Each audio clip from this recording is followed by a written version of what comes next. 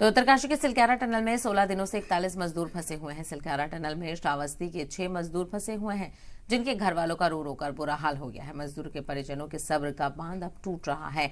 अपने बेटे, भाई, पति और पिता के इंतजार में परिजन आस लगाए बैठे हैं। सबको उम्मीद है कि उनके घर का चिराग जल्द घर लौटेगा। तो यहाँ पर जितने भी मजदूर फंसे हुए 41 मजदूरों के परिवार वाले हैं वो काफी परेशान हैं। कुछ लोगों का रो रो कर बुरा हाल है, तो कुछ लोग बहुत सब्र के साथ इंतजार कर रहे हैं और सभी की यही दुआएं हैं कि जो सरकार की तरफ से रेस्क्यू ऑपरेशन चलाया गया है उसमें कामयाबी जरूर मिलेगी। हालांकि ताखीर इसमें हो रही है, लेकिन उम्मीद का दामन नहीं छोड़ा है। माहिर से माहिर एक्सपर्ट्स को यहाँ पर बुलाया गया है, जिनकी निगरानी में ये रेस्क्यू ऑपरेशन चलाया जा रहा है।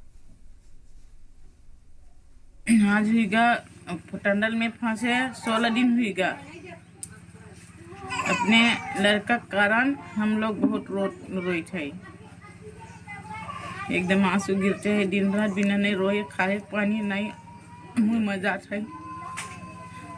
आज मेला है, कही थे सबके जीव रही, सबके घर उजेल रही, हमरे घर अंधियार है।